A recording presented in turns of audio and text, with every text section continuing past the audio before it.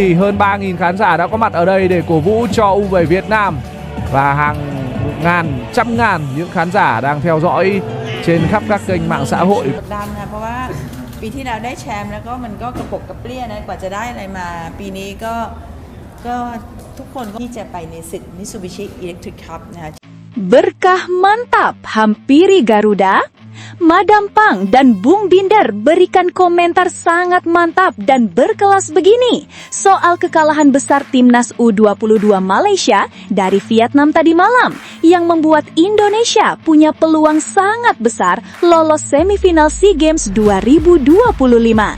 Bahkan sampai buat Safi Salih bilang keras kayak gini di hadapan publik. Benarkah?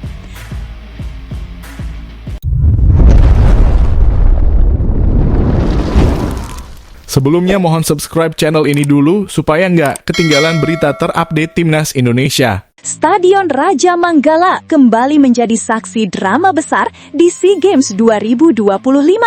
Pertandingan terakhir Grup B menyuguhkan kejutan terbesar sepanjang turnamen ketika timnas U22 Vietnam membantai Malaysia 4-0. Hasil yang membuat negeri jiran terancam gagal total, sementara Indonesia justru kembali mendapat harapan besar menjelang duel hidup mati melawan Myanmar. Kemenangan telak Vietnam bukan hanya mengguncang mental pemain Malaysia, tetapi juga menggemparkan banyak tokoh sepak bola Asia Tenggara. Mulai dari Ketua FA Thailand, Madam Pang, analis sepak bola Bung Binder, hingga legenda timnas Malaysia, Safi Salih, seluruhnya memberikan tanggapan keras, belak-belakan, dan tanpa tedeng aling-aling. Di sisi lain, hasil ini seakan membuka kembali pintu bagi Garuda Muda yang sebelumnya hampir tertutup setelah kalah dari Filipina. Kini peluang itu menganga lebar asal Indonesia mampu meraih kemenangan besar atas Myanmar pada pertandingan terakhir Grup C di Chiang Mai. Ketua FA Thailand, Madam Pang, yang menonton langsung jalannya pertandingan di tribun VIP Raja Manggala, mengaku sangat terkejut dengan cara Malaysia tumbang tanpa perlawanan berarti. Dalam pernyataannya, ia bahkan tidak menutupi kekagetannya.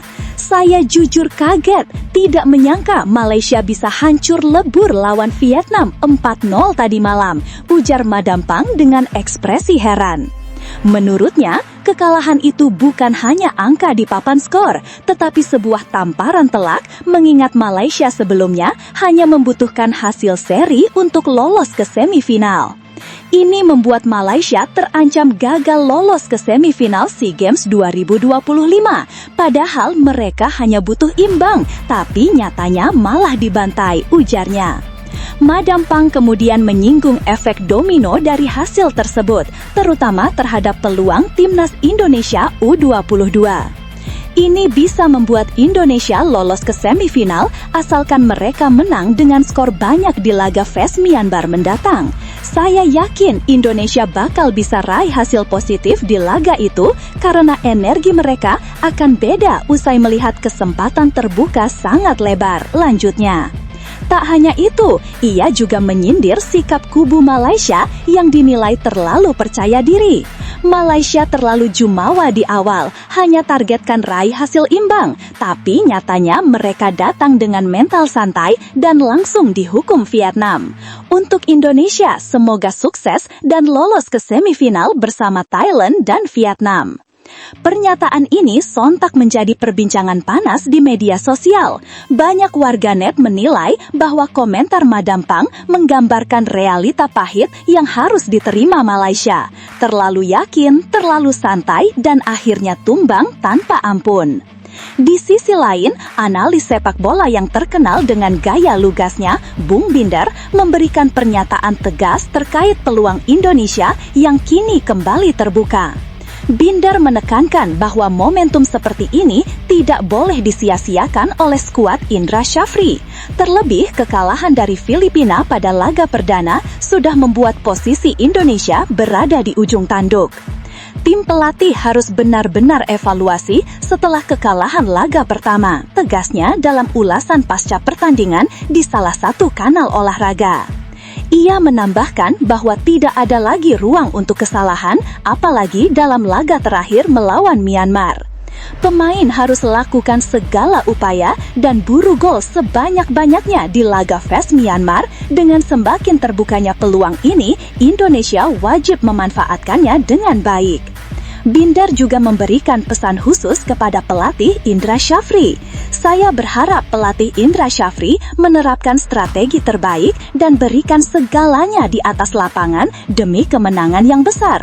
Kita tidak bisa berharap dari hasil grup lain, Indonesia harus menentukan nasibnya sendiri, ujarnya. Ia menegaskan bahwa dalam posisi ini, mental dan fokus adalah faktor utama. Lupakan pertandingan sebelumnya, ini kesempatan yang tiba-tiba terbuka lagi, jangan menyesal di akhir karena tidak tampil total. Komentar Binder menjadi api penyemangat bagi para pendukung Garuda Muda yang kini mulai kembali optimistis. Jika Madam Pang terkejut dan Binder memberi saran, legenda timnas Malaysia Safi Salih justru mengungkapkan rasa malu dan kecewa berat terhadap performa negaranya. Wajahnya tampak murung saat diwawancarai media Malaysia usai pertandingan. Saya malu besar di mana junior saya malah kalah telak dari Vietnam U22 tadi malam.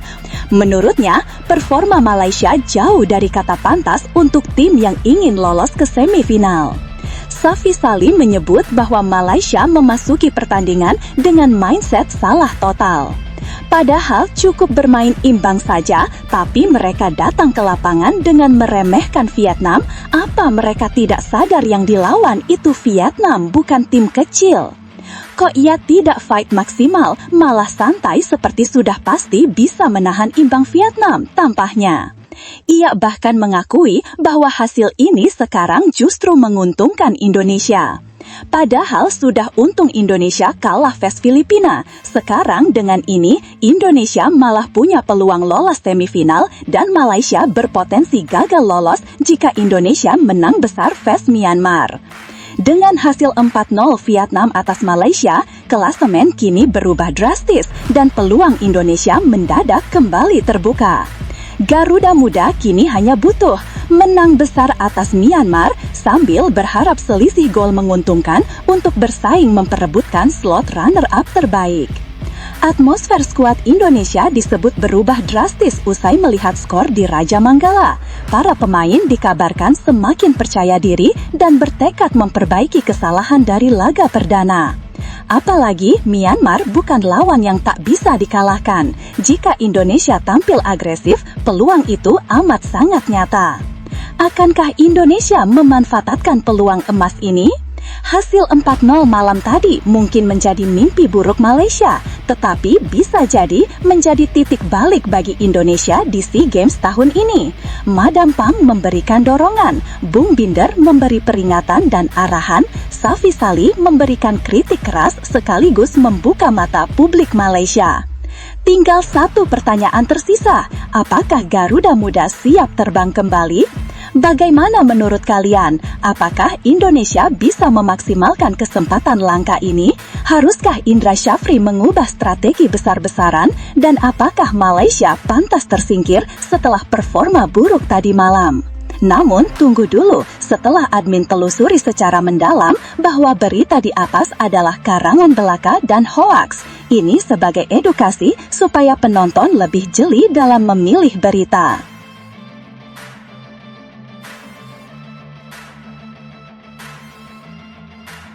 Ini baru mantap.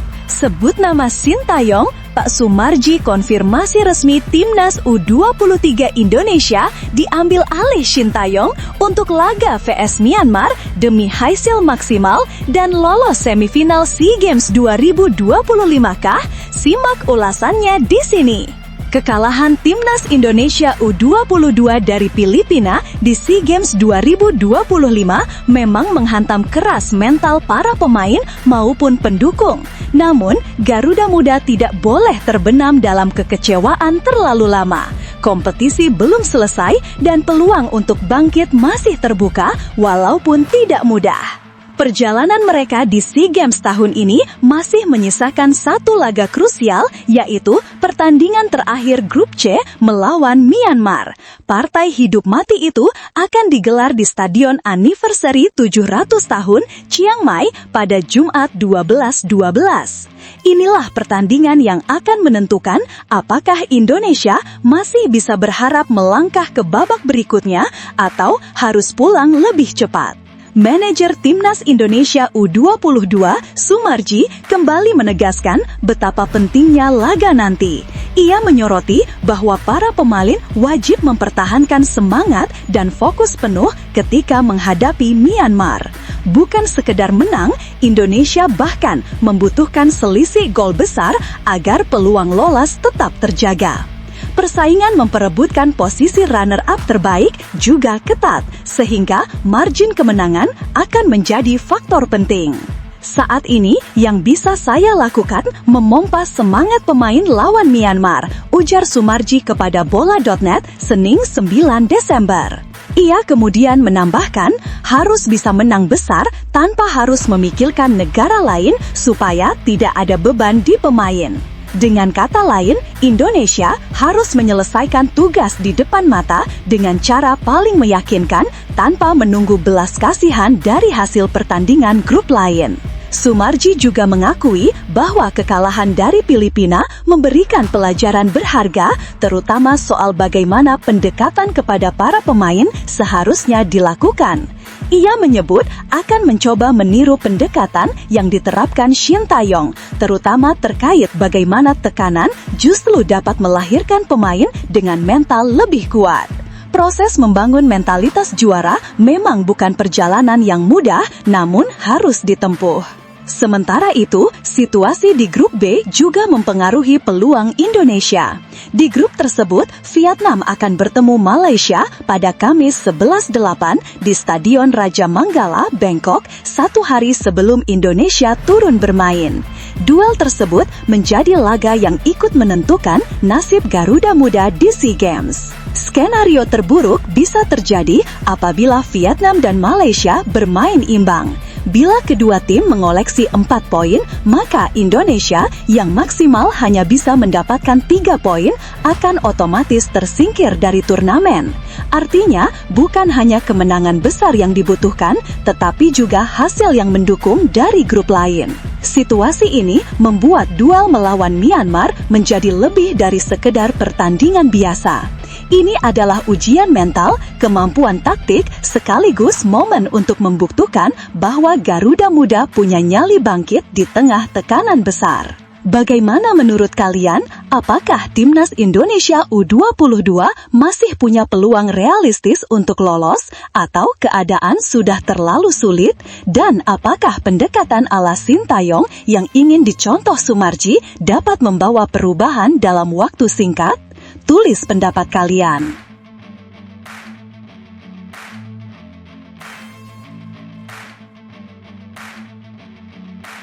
Berbagai kebijakan istimewa PSSI demi Timnas U22 Indonesia berujung bencana di SEA Games 2025. SEA Games 2025 menghadirkan kenyataan pahit bagi sepak bola Indonesia.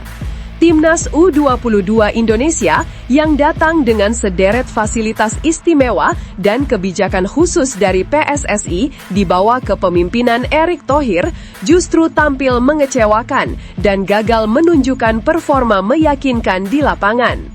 Di atas kertas, Garuda Muda seharusnya menjadi salah satu tim unggulan.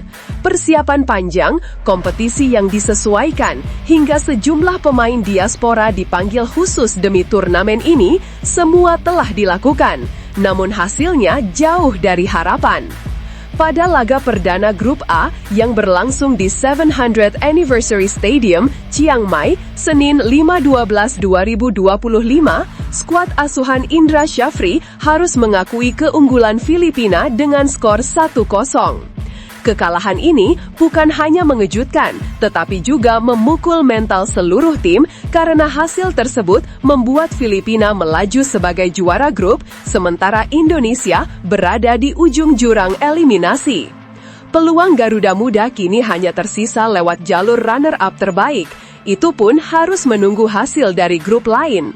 Ironisnya, kegagalan ini datang justru setelah PSSI memberikan berbagai keistimewaan besar yang semestinya menjadi amunisi bagi timnas U22 untuk tampil maksimal. Namun, apa saja sebenarnya kebijakan istimewa itu, dan bagaimana kebijakan yang awalnya dianggap strategi optimal justru menjadi bumerang? 1. Kewajiban pemain U22 di Super League, keistimewaan yang tak terjalap. Sejak musim 2024-25, PSSI menetapkan aturan wajib memainkan pemain di bawah 22 tahun di Liga 1 Super League. Tujuannya jelas, mencetak pemain muda yang siap tampil untuk tim nasional. Secara teori, kebijakan ini ideal untuk mempercepat regenerasi. Namun, kenyataan di lapangan menunjukkan sebaliknya. Penampilan para pemain U22 di laga melawan Filipina membuktikan bahwa kesempatan istimewa di Liga justru tidak mampu diterjemahkan menjadi performa mentereng di level internasional. Bahkan, sejumlah analis menilai bahwa kesempatan otomatis tampil di Liga membuat sebagian pemain terlena karena mereka bermain bukan karena kualitas, tetapi karena regulasi memaksa klub menurunkan mereka. Alih-alih berkembang, sebagian pemain justru stagnan. 2. Kompetisi dihentikan demi SEA Games, kebijakan besar yang malah jadi bumerang.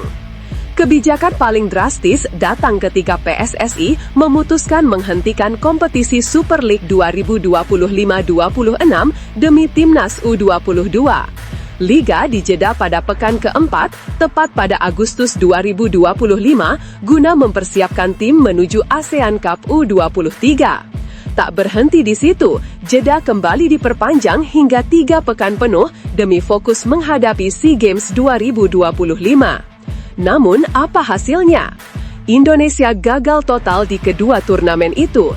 ASEAN Cup U23 tidak berakhir manis dan SEA Games semakin memperlihatkan masalah besar dalam konsistensi permainan dan efektivitas persiapan. Kebijakan yang awalnya dianggap berani dan visioner, kini justru dipandang sebagai kesalahan strategis besar. 3. Pemanggilan pemain diaspora, langkah berani yang terasa tricky. Mengambil pemain diaspora yang bermain di luar negeri untuk turnamen di luar kalender FIFA selalu menjadi resiko. Para pemain seperti Mauro Zylstra, Ivar Jenner, dan Dion Marks harus mengorbankan menit bermain di klub mereka masing-masing untuk datang ke turnamen dengan level kompetitif yang sebenarnya tidak terlalu tinggi di mata Eropa. Di sisi lain, mereka datang ke tim dengan manajemen teknis yang dinilai masih jauh dari ideal. Bahkan, sejumlah pengamat mengkritik bahwa kualitas pemain diaspora tidak bisa keluar maksimal karena tim dikelola dengan gurem oleh pelatih. Performa para pemain diaspora pun tidak bisa mengangkat permainan Indonesia secara signifikan. 4. FIFA Matchday ditiadakan, senior tersisih demi U22. Kebijakan unik lainnya adalah menghapus agenda pertandingan untuk timnas senior di FIFA Matchday bulan November. Semua energi difokuskan pada timnas U22 agar mereka dapat menjalani laga uji coba melawan Mali. Namun keputusan ini kembali menuai kritik karena berdampak langsung pada ranking FIFA Indonesia yang merosot akibat tanpa aktivitas internasional. Target masuk 80 besar dunia pun kini nyaris mustahil dicapai. Kebijakan yang awalnya dianggap sebagai bentuk totalitas PSSI mendukung timnas U22 malah menjadi pertanyaan besar. Apakah pengorbanan itu benar-benar sepadan? Melihat hasil buruk di 2 turnamen sekaligus, ASEAN Cup U23 dan SEA Games 2025, banyak pihak kini mempertanyakan apakah langkah-langkah istimewa PSSI benar-benar tepat sasaran atau justru menjadi blunder besar. Kendati demikian, penting untuk dicatat bahwa pernyataan para narasumber di artikel ini tetap apa adanya, tanpa satupun diubah sebagaimana permintaan Anda. Kini, setelah melihat keseluruhan situasi, apakah kebijakan istimewa PSSI justru merugikan timnas U22? Atau masalah ini murni terletak pada kualitas pemain dan strategi pelatih? Silahkan tinggalkan analisis, kritik, atau pendapat kalian di kolom komentar.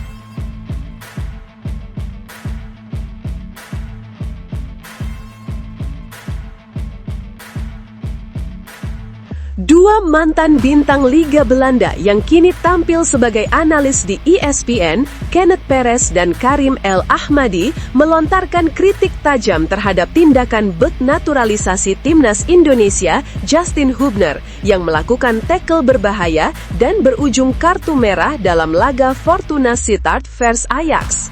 Insiden itu terjadi pada pertandingan lanjutan Eredivisie Minggu 7 Desember dini hari WIB saat Fortuna takluk 1-3 dari Ajax.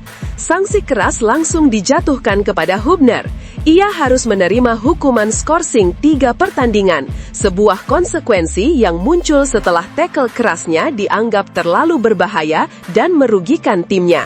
Momen itu menjadi pembicaraan hangat di media Belanda, terutama karena Hubner sebelumnya jarang menjadi sorotan negatif. Dalam pertandingan tersebut, Hubner sebenarnya tidak turun sejak menit pertama.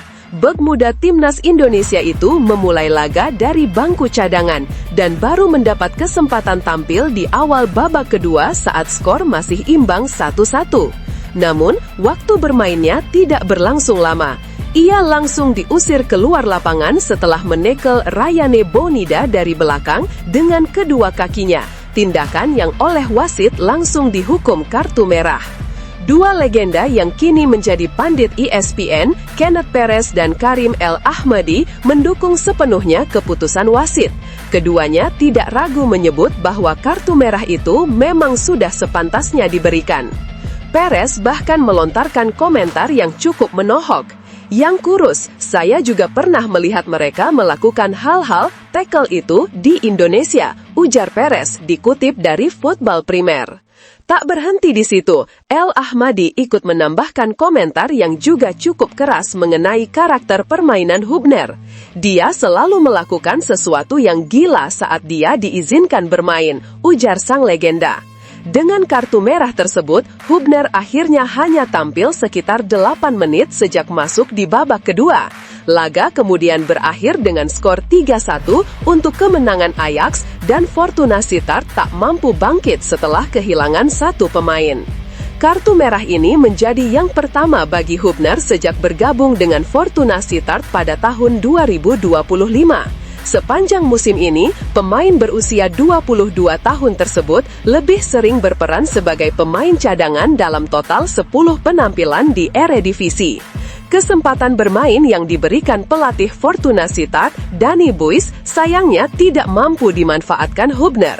Alih-alih tampil solid, ia justru membuat pelanggaran berbahaya yang akhirnya merugikan timnya dan memicu kritik dari berbagai pihak, termasuk dua legenda Liga Belanda tersebut. Momen ini menjadi pukulan bagi sang pemain, sekaligus pengingat bahwa di level Liga Top Eropa, setiap tindakan di lapangan dapat berujung konsekuensi besar. Bagaimana menurut kalian? Apakah kritik Perez dan El Ahmadi memang sepantasnya diarahkan kepada Hubner? Atau menurut kalian ada faktor lain yang perlu dipertimbangkan? Misalnya tensi pertandingan atau motivasi pemain muda yang sedang berjuang mendapatkan menit bermain? Silahkan tulis pendapat kalian di kolom komentar.